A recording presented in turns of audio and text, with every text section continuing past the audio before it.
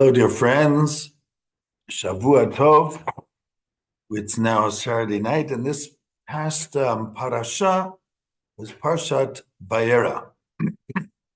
Now, I think I mentioned that according to Rabbi Tzvi Yehuda Kook, Sefer Breshit works in pairs as far as the Parshiot, the Perikopim, which is Breshit Noach is a pair. It's the stories of the beginnings of the world and of mankind. Then Lech Lecha Vayera is also a pair. And in Lech Lecha Vayera, we have the story of Abraham. But also in Lech Lecha Vayera, we have the story of Ishmael. And there are two stories concerning Ishmael, one in Lech Lecha and one in Vayera, which say a lot about the person and the meaning of who Yishmael is in the biblical literature. And I'd like to talk about that today, about Yishmael. Now, there are two stories in which Hagar, which is the servant of Sarah, is runs away or is expelled from Abraham's house. And this I want to focus on. The first one is in Lech Lecha, that's Genesis chapter 16, verse 1. Sarai Eshet Avram lo yaldalo. Sarah, who's at this time still called Sarai, did not have a child, but she did have a woman's servant whose name was Hagar from Egypt. And she said to Abraham, look, God has stopped me from conceiving, but you can have a child with my servant, and I will be built from that child. Now, in antiquity, we know also with Jacob that he took his both wives, gave their female servants also to have children as part of their portion of the family. And this seems to be what Sarah is doing. So Sarai takes Hagar after 10 years that they've been living together and did not have children. And she gives Hagar to Abraham to have a child. And now it says about Hagar. Hagar sees that she becomes pregnant. And she starts looking down at her matriarch, meaning Sarah. And in Hebrew it says, Vatere, she saw that she was pregnant. And then her matriarch was belittled in her eyes. Now, we will see that there's a certain motif in this little story here in Parashat Lech Lecha. And the motif has to do with sight and with the eye. So what does it say? She sees that she's pregnant, and then she looks at Sarah belittling through her eyes. She looks at Sarah with her eyes in a belittling way. And Sarah says to Abraham, Chamasi alecha, I'm angry. I gave you my female servant. And now she sees again that she is pregnant, and I am belittled in her eyes. Again, the same thing. May God judge between us. Now, there are various commentaries. What does it mean, may God judge between us? Some people think that in antiquity, you had the possibility of a servant having a child, but the child would be on the name of the matriarch. We can find this, for instance, in the children of Esau, or where Timnah, who had Amalek, would also be well, anyhow, there's some of the maidservants, the child would be called by the matriarch and not by the servant. And it seems that Abraham wanted, I guess, to be nice to Hagar and let the child be called on her name. But Hagar took that to an extreme. And now she felt, I'm the matriarch now. I'm the one producing the children, not Sarah. And she belittles Sarah. Abraham then turns to Sarah and says, look, what can I say? Your female servant is in your hands. You do what you think is the correct thing. And Sarah makes her suffer, and Hagar runs away.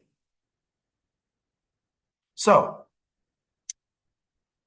let's focus on what's happening. So Hagar runs away, but until now, just as I said, there's a motif here. About 4 times using the term either sight or the eyes, looking or the eyes.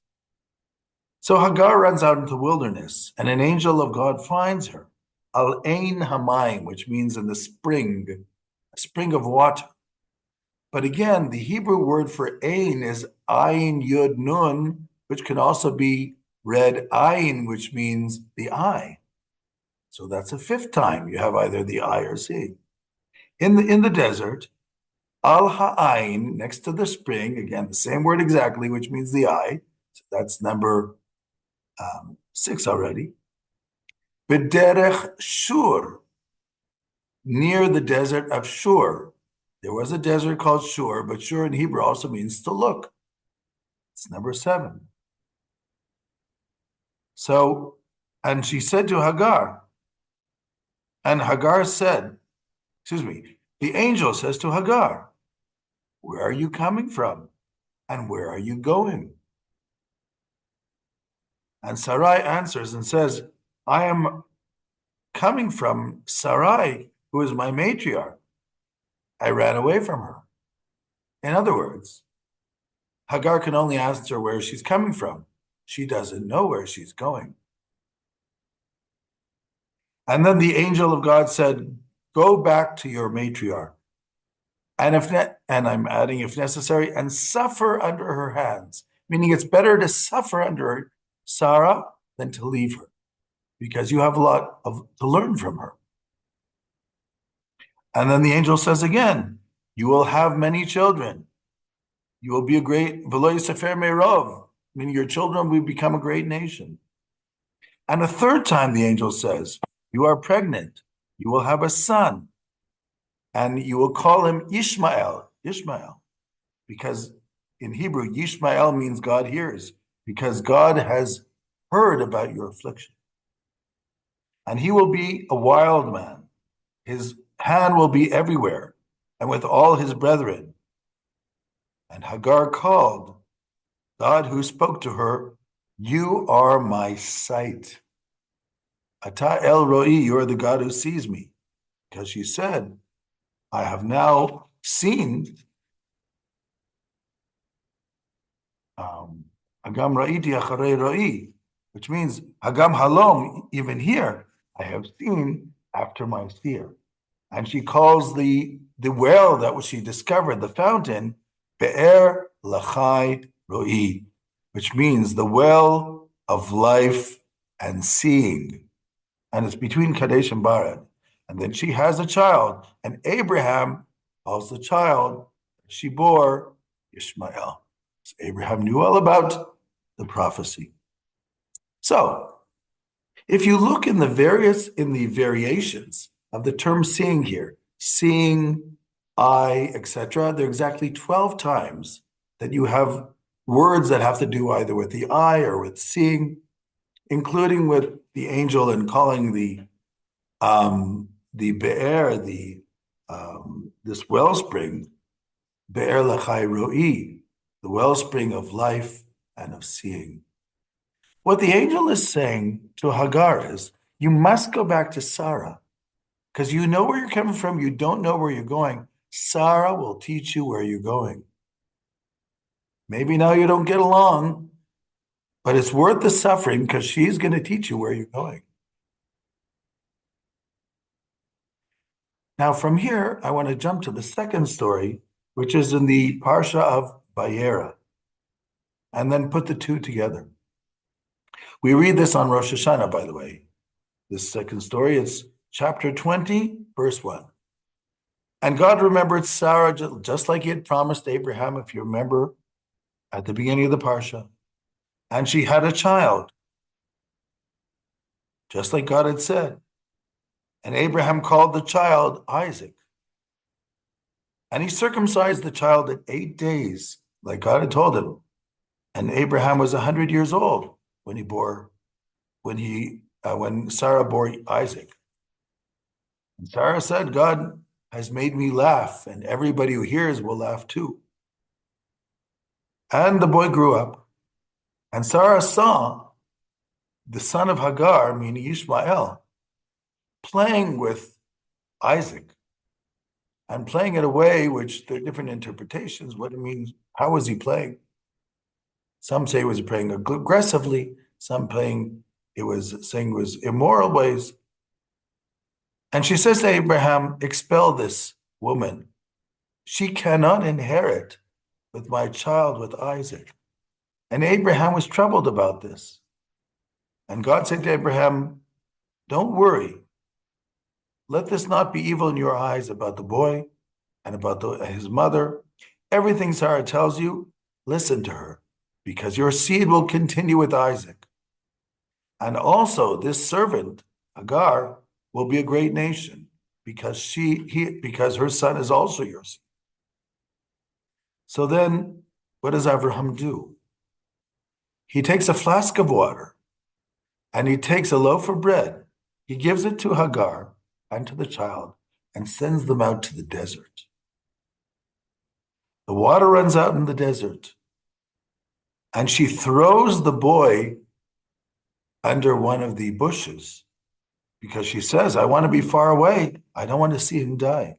But she throws the boy under the bushes, doesn't place it there. Unusual. And she starts to cry. Now, because she didn't treat him correctly, it says, and God heard the voice of the boy, not of Hagar. And the angel of God called out to Hagar from the heavens and said, what are you doing, Hagar? Don't be afraid. God has heard the voice of the boy. Take the boy, hold him, bring him back to you, because he's going to be a great nation. And God opens her eyes, again with the eyes, and she sees a wellspring of water, and she fills up her flask and gives the boy to drink. And the boy grows up in the wilderness and becomes a bowman, meaning sword and arrow. And he takes a woman, his mother brings him a woman from Egypt. So what's going on here? In Parashat Lech Lecha, the angel said to Hagar, go back because Sarah has things to teach you. But when Sarah sees that Isaac and Ishmael are not getting along properly, she says to Abraham, we have to expel him. He's a bad influence. I'll talk about that in a little bit. He's a bad influence, and he doesn't want him there. So Abraham hears from God, do it, but Abraham wants to do a little experiment. The experiment is he gives a flask of water and some bread to Hagar and sends them to the wilderness. And he wants to find out. He sends them to the area of Beersheba, which is where he was living near there, Beersheba. Beersheba means 7 wells. He wants to know if they're going to find water in the desert. Water represents kindness. So people can find water in the desert. It's a metaphor for finding kindness in a world which lacks kindness. Is Ishmael or Hagar able to do that? Because whoever can, that means they can be helped. They can be made to turn a new page and be corrected. So she goes out and the flask of water disappears. She finds nothing, but the boy does. So Abraham was right. Yishmael had a good side to him that could be corrected because he does understand the idea of kindness. The story continues. Also in Parashat Va-Yera, which is the parsha we read this Shabbat, you have, of course, the binding of Isaac in chapter 22.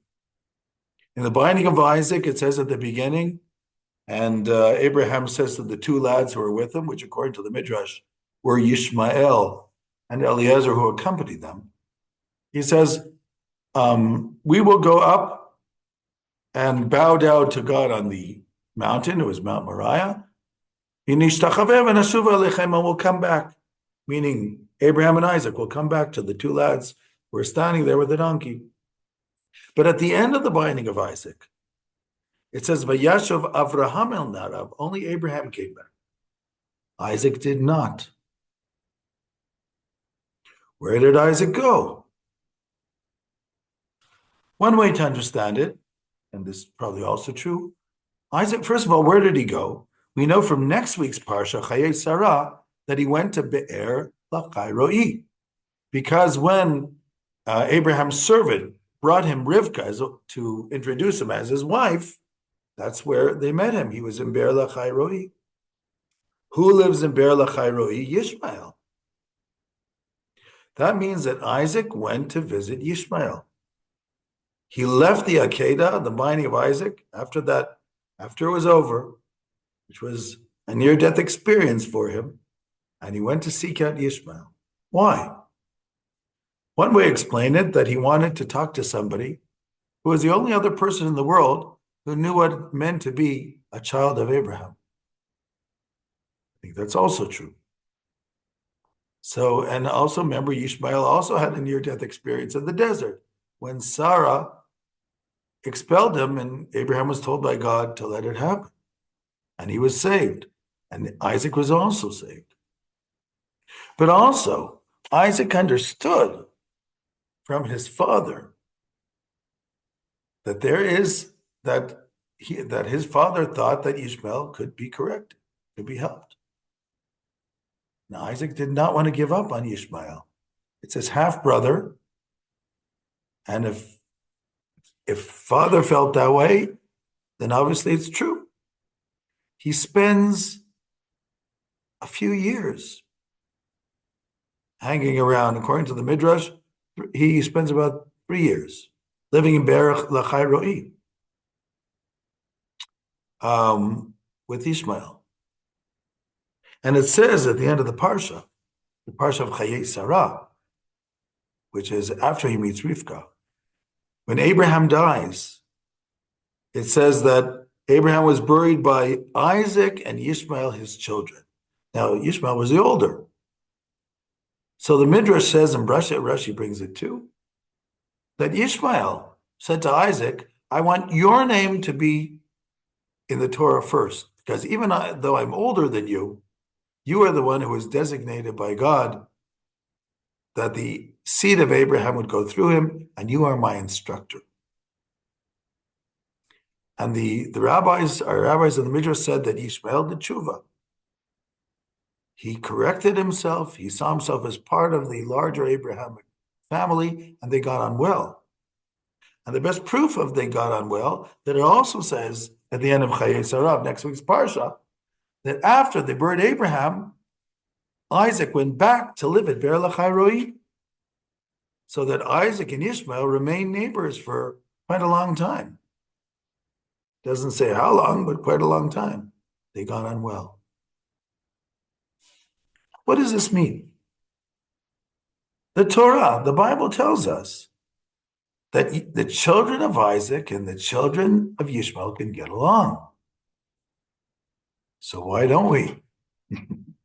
Why is it that the Arabs, who are the children of Yishmael, and the Jews, who are the children of Jacob, son of Isaac, don't seem to be getting along? Two reasons.